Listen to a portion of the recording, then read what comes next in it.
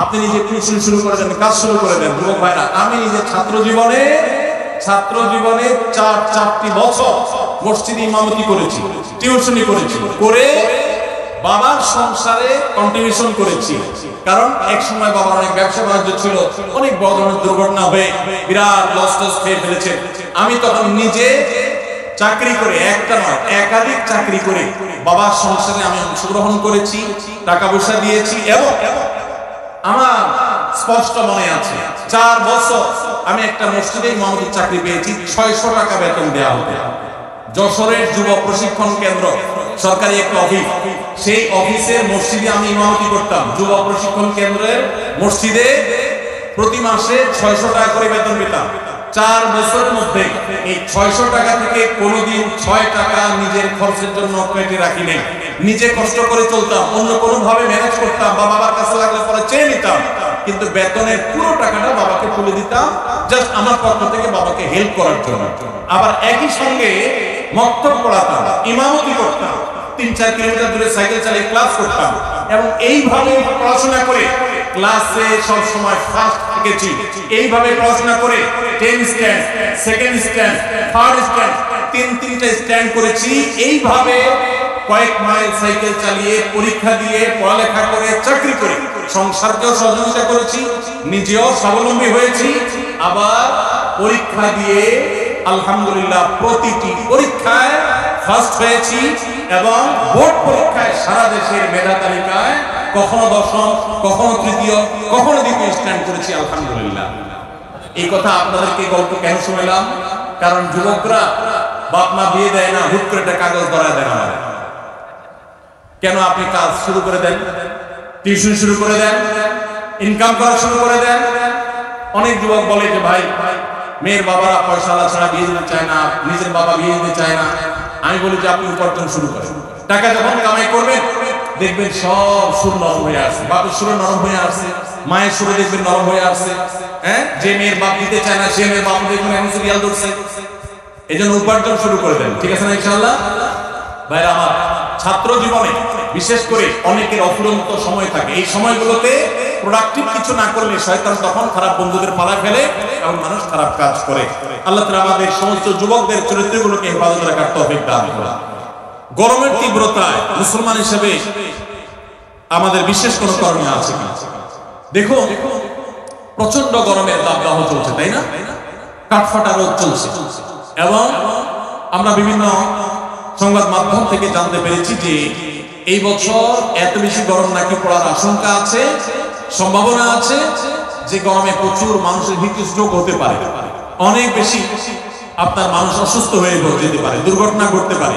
গত বছর হজে রেকর্ড সংখ্যক মানুষ হিট স্ট্রোকে মারা গেছে এবং আমরা হজে ছিলাম, সাইফুল্লাহ ভাই ছিলেন, এত গরম, এত কষ্ট, মনে হয় জান বের হয়ে যাবে। তো এরকম পরিস্থিতিতে একজন মুসলিম হিসাবে আমাদের কিছু করণীয় আছে। প্রথম হলো যে একজন দায়িত্বশীল এবং সচেতন মানুষ হিসাবে আমাদের যাতে হিট স্ট্রোকে আমরা যেন ক্ষতিগ্রস্ত না হই তার জন্য চিকিৎসকগণ এবং সংশ্লিষ্ট বিষয় বিশেষজ্ঞগণ যে পরামর্শগুলো দিয়ে থাকে সেগুলো আমরা খুব গুরুত্বের সাথে মেনে চলব। আমরা জানি ভিটামিন সি, লেবুর শরবত ইত্যাদি এই সময় খুব বেশি উপকারী হয়ে থাকে, সেগুলো আমরা বেশি করে পান করব। ইহুদিদের যে সমস্ত পণ্যগুলোকে আমরা শরবত বানায় খাই, ড্রিঙ্কস কিনে খাই, সেগুলোর পরিবর্তে আমরা লেবুর শরবত ইত্যাদি বেশি বেশি খেতে পারি। যে পরামর্শগুলো ডাক্তাররা দিয়ে থাকেন, স্বাস্থ্য বিশেষজ্ঞরা দিয়ে থাকেন, সেগুলো আমরা মেনে চলবো, যত সম্ভব নিজেদের দিকে খেয়াল রাখবো। এর পাশাপাশি মনে রাখবো গরমের তীব্রতা, পৃথিবীতে আমরা যে গরমে অনুভব করি এই গরমের তীব্রতা, এটা কিন্তু জাহান্নামের ভাব। বুখারীর হাদিস দ্বারা এসেছে, হাদিস দ্বারা প্রমাণিত যে জাহান্নামকে আল্লাহ তাআলা বছরে 2টা ভাব ছাড়ার সুযোগ দিয়েছেন। জাহান্নামের 2টা ডিপার্টমেন্ট আছে, 2টা বিভাগ আছে, একটা জামহারি ঠান্ডা আর একটা নার হলো আগুন। আগুন এবং ঠান্ডা উভয় ডিপার্টমেন্ট থেকে বছরে 2বার ভাব ছাড়া হয়।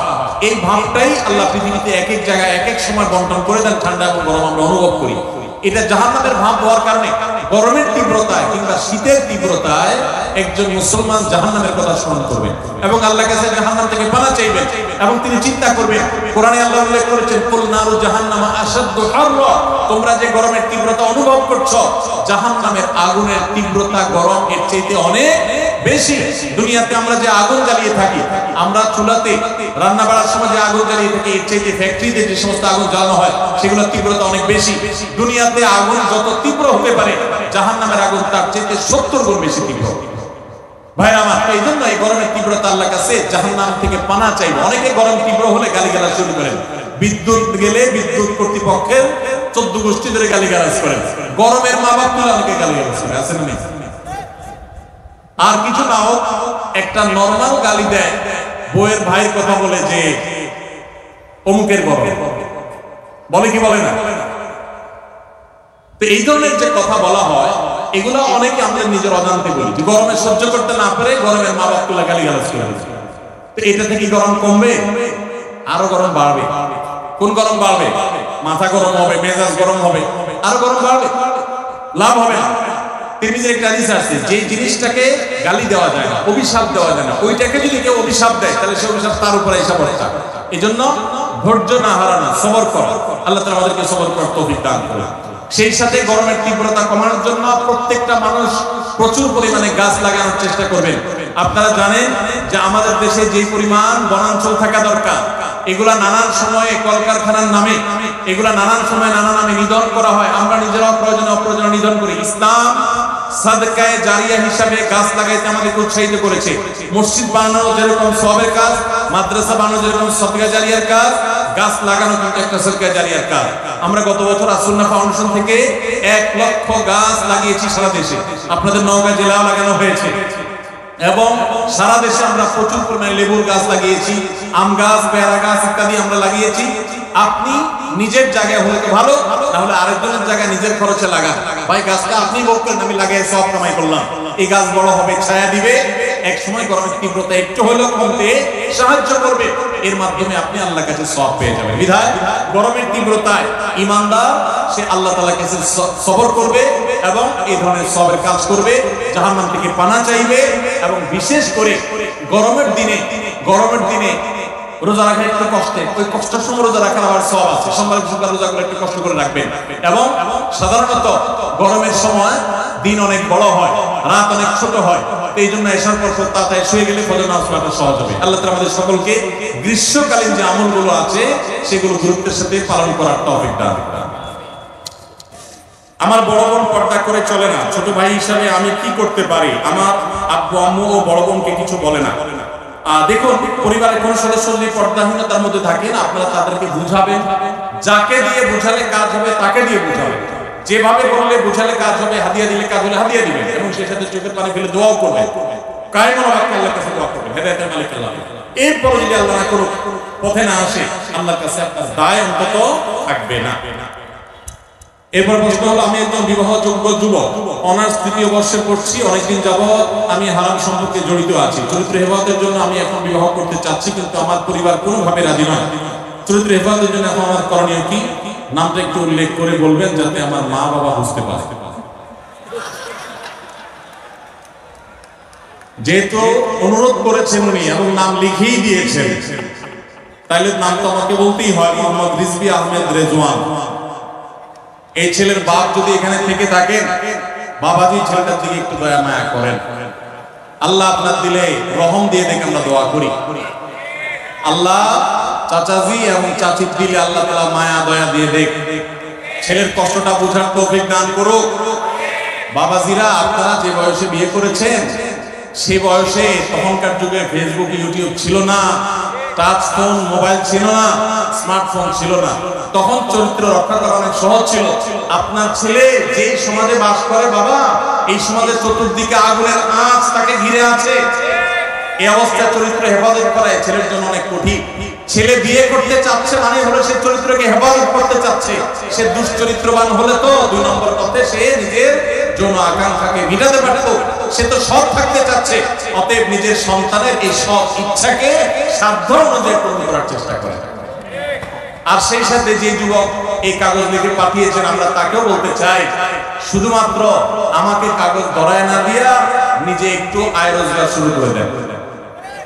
বাপের হোটেলে খাবেন আর আমাকে দিয়ে বাপকে বুঝাইয়া আরেকটা বউ আনায়া তারেও বাপের ঘাড়ে চাপাই দিবেন খাওয়ানোর জন্য, এটা তো উচিত কথা হবে না ভাই। আপনি নিজে টিউশন শুরু করে দেন, কাজ শুরু করে দেন। যুবক ভাইরা, আমি নিজে ছাত্র জীবনে 4টি বছর মসজিদে ইমামতি করেছি, টিউশনি করেছি, করে বাবার সংসারে কন্ট্রিবিউশন করেছি। কারণ এক সময় বাবার অনেক ব্যবসা বাণিজ্য ছিল, অনেক বড় ধরনের দুর্ঘটনা হয়ে বিরাট লস খেয়ে ফেলেছে। আমি তখন নিজে চাকরি করে, একটা নয় একাধিক চাকরি করে বাবার সংসারে আমি অংশগ্রহণ করেছি, টাকা পয়সা দিয়েছি। এবং আমার স্পষ্ট মনে আছে 4 বছর আমি একটা মসজিদে ইমামতির চাকরি পেয়েছি, 600 টাকা বেতন দেওয়া হতো। যশোরের যুব প্রশিক্ষণ কেন্দ্র সরকারি একটা অফিস, সেই অফিসের মসজিদে আমি ইমামতি করতাম। যুব প্রশিক্ষণ কেন্দ্রের মসজিদে প্রতি মাসে 600 টাকা করে বেতন পেতাম। 4 বছরের মধ্যে এই 600 টাকা থেকে কোনোদিন 6 টাকা নিজের খরচের জন্য কেটে রাখি নাই। নিজে কষ্ট করে চলতাম, অন্য কোনো ভাবে ম্যানেজ করতাম বা বাবার কাছে লাগলে পরে চেয়ে নিতাম, কিন্তু বেতনের পুরো টাকাটা বাবাকে তুলে দিতাম, জাস্ট আমার পক্ষ থেকে বাবাকে হেল্প করার জন্য। আবার একই সঙ্গে মক্তব পড়াতাম, ইমামতি করতাম, 3-4 কিলোমিটার দূরে সাইকেল চালিয়ে ক্লাস করতাম। এবং এইভাবে পড়াশোনা করে ক্লাসে সব সময় ফার্স্ট থেকেছি। এইভাবে পড়াশোনা করে 10 stand, 2nd stand, 3rd stand, 3টা স্ট্যান্ড করেছি। এইভাবে কয়েক মাইল সাইকেল চালিয়ে, পরীক্ষা দিয়ে, পড়ালেখা করে, চাকরি করে সংসারকেও সহযোগিতা করেছি, নিজেও স্বাবলম্বী হয়েছি। আবার পরীক্ষা দিয়ে আলহামদুলিল্লাহ প্রতিটি পরীক্ষায় ফার্স্ট হয়েছি এবং বোর্ড পরীক্ষায় সারা দেশের মেধা তালিকায় কখনো 10ম, কখনো 3য়, কখনো 2য় স্ট্যান্ড করেছি আলহামদুলিল্লাহ। এই কথা আপনাদেরকে গল্প কেন শোনালাম? কারণ যুবকরা বাপ মা বিয়ে দেয় না, হুট করে একটা কাগজ ধরায় দেয় না। কেন আপনি কাজ শুরু করে দেন, টিউশন শুরু করে দেন, ইনকাম করা শুরু করে দেন। অনেক যুবক বলে যে ভাই, মেয়ের বাবারা পয়সা ছাড়া বিয়ে দিতে চায় না, নিজের বাবা বিয়ে দিতে চায় না। আমি বলি যে আপনি উপার্জন শুরু করেন, টাকা যখন কামাই করবেন দেখবেন সব সুর নরম হয়ে আসছে, বাপের সুরে নরম হয়ে আসছে, মায়ের সুরে দেখবেন নরম হয়ে আসছে। হ্যাঁ, যে মেয়ের বাপ দিতে চায় না সে মেয়ের বাপ দেখবেন এখন সিরিয়াল ধরছে। এই জন্য উপার্জন শুরু করে দেন, ঠিক আছে না ইনশাআল্লাহ? ভাইরা আমার, ছাত্র জীবনে বিশেষ করে অনেকের অফুরন্ত সময় থাকে। এই সময়গুলোতে প্রোডাক্টিভ কিছু না করলে শয়তান তখন খারাপ বন্ধুদের পালা ফেলে এবং মানুষ খারাপ কাজ করে। আল্লাহ তাআলা আমাদের সমস্ত যুবকদের চরিত্রগুলোকে হেফাজত রাখার তৌফিক দান করুন। এবং যতদিন পর্যন্ত বিয়ে না হচ্ছে ততদিন পর্যন্ত রোজা রাখবেন এবং সেই সাথে নিজের চোখকে হেফাজত করবেন, সবর করবেন, নিজেকে নিয়ন্ত্রণ করবেন। বাপকে যদি বুঝাইতে না পারেন, এলাকার ইমাম সাহেবকে একটু চা দোকান নিয়ে ভালো করে চা বিস্কুট খাওয়াবেন, চাইনিজে নিয়ে যাবেন, বাদাম দুধ খাওয়াবেন, একটু হাদিয়া তোফা দিবেন, দিয়া বলবেন হুজুর আমার আব্বাকে একটু কলে কৌশলে একটু বুঝান। হুজুর কথা প্রসঙ্গে উঠাবে, চাচাদের ছেলে বিয়ে দেওয়ার চিন্তা ভাবনা করছেন কিনা এবং বুঝাবে, আল্লাহর ভয় দিবে। আমি একবার ঢাকায় পল্টনে একটা হোটেলে উদ্বোধনে গেছিলাম, একটা খাবার হোটেলে। তো উদ্বোধন অনুষ্ঠান শেষে আমি বের হয়ে আসবো, এক ছেলে একটু স্বাস্থ্য রাস্তা বেশ ভালো, সে দেখি একজনের হাত ধরে টানতে টানতে আমার কাছে নিয়ে আসছে। আয়সা ভিড়ের মধ্যে হুজুর একটু থামেন। আমি দেখলাম কাহিনী কি, একটা ইয়াং ছেলে একজন মুরব্বীকে ধরে নিয়ে আসছে। তা আয়না বলতেছে হুজুর উনি আমার আব্বা, বহুদিন বলছে বিয়ের কথা, কোনো কথা শুনে না, আজকে হুজুর আপনার সামনে পাইছে, একটা হাতে ধরেন বুঝা। আমি চিন্তা করলাম এরকম তো পরিস্থিতির মুখে কখনো করি নাই, তার বাপরে একটু বুঝা বুঝা কি করবো, বাইরে চলে আসছে। তো এরকম তাৎক্ষণিক বুঝ দিয়ে হবে না, ইমাম সাহেবদের সাথে বাইর করে ইমাম সাহেবরা আস্তে আস্তে বুঝাবে তাদেরকে, আর নিজে উপার্জন শুরু করে দেন। এবং মুরব্বীদেরকে সিরিয়াসলি বলছি, নবী সাল্লাল্লাহু আলাইহি ওয়াসাল্লাম বলেছেন তোমাদের সন্তানরা যখন বিয়ের উপযুক্ত হয় তাদেরকে বিয়ে দিতে উপযুক্ত পাত্র বা পাত্রী পেয়ে গেলে আর এক মুহূর্ত বিলম্ব করবে না। যদি দেরি করো তাহলে জিনা, ব্যভিচার এবং চরিত্রহীনতা বাড়বে, এগুলোর দায় কিন্তু বাবা মাকে বহন করবে। এই জন্য বাবা মাদেরকে আল্লাহ তাআলা বোঝার তৌফিক দান। 15 বছরের নাবালক ছেলে ফাঁসি দিয়ে আত্মহত্যা করেছে, সে কি স্থায়ীভাবে জাহান্নামী না কোনোদিন জান্নাতে যাবে? দেখুন, আত্মহত্যাকারী ব্যক্তির ব্যাপারে নবী সাল্লাল্লাহু আলাইহি ওয়াসাল্লাম একটা হাদিসের দ্বারা আমরা জানি যে তিনি বলেছেন চিরস্থায়ী জাহান্নামী হবে আত্মহত্যাকারী ব্যক্তির, একটা হাদিস আছে। কিন্তু সেই হাদিস সম্পর্কে মুহাদ্দিসদের মন্তব্য হলো, যদি কেউ আত্মহত্যাকে বৈধ মনে করে, হালাল মনে করে আমার জীবন আমি নিব, কার কি বলার আছে, তাহলে সেক্ষেত্রে সে চিরস্থায়ী জাহান্নামী হবে, কারণ সে একটা হারামকে হালাল মনে করেছে, যেটা কুফরি। কিন্তু সাধারণ অবস্থাতে আত্মহত্যাকারী কবিরা গুনাহে লিপ্ত এবং সে জাহান্নামে যাবে, এটা নিশ্চিত, যদি আল্লাহ তাকে মাফ না করেন। হতে পারে আল্লাহ তাআলা কোনো কারণে তাকে মাফ করলেন, এজন্য আত্মহত্যাকারী ব্যক্তির জাহান্নামে যাওয়ার আশঙ্কা প্রবল। হাদিসে বারবার সতর্ক করা হয়েছে। আত্মহত্যা করা পরিষ্কার হারাম। আল্লাহ বলেছেন ওয়ালা তুলকু বিয়াইদিকুম ইলা তাহলুকা, তোমরা নিজেদেরকে ধ্বংসের দিকে ঠেলে দিও না। এজন্য নিজেদেরকে আমরা কোন অবস্থাতে ধ্বংসের দিকে ঠেলে দিব না, আত্মহত্যা করতে যাব না। ভাইরা আমার, আমাদের দেশে আত্মহত্যার প্রবণতা ভয়ঙ্কর ভাবে বেড়ে গেছে, স্কুল কলেজের স্টুডেন্টদের মধ্যে আরো বেশি বেড়ে গেছে। আমার একটাই কথা, যাদের মধ্যে এরকম প্রবণতা আছে তাদের উদ্দেশ্যে, আপনি যে কষ্টের কারণে আত্মহত্যা করবেন, আত্মহত্যা করলে কি আপনার কষ্ট দূর হয়ে যাবে নাকি বাড়বে? আত্মহত্যাকারী যেহেতু জাহান্নামে যাবে, সো আত্মহত্যা করলে তো আপনার কষ্ট কমবে না, বরং জাহান্নামে পড়ে আপনার কষ্ট তো আরো বাড়বে। তাহলে আত্মহত্যা কোনো সমাধান হতে পারে না। মনে রাখবেন, আল্লাহ আপনাকে জীবন দিয়েছেন, স্বাভাবিকভাবে হোক অস্বাভাবিকভাবে হোক আল্লাহ মৃত্যু দিবেন। আপনি নিজের জীবন নিজে হরণ করার কোনো অধিকার সুযোগ আল্লাহ আপনাকে দেন নাই। বিধায় কোনো মুসলমান আত্মহত্যা করতে পারে না। আপনার কোনো বিপদ হয়েছে, ডিপ্রেশনে পড়েছেন, এটা সমাধান আছে, এখন নাই 5 বছর পরে আছে, 10 বছর পরে আছে।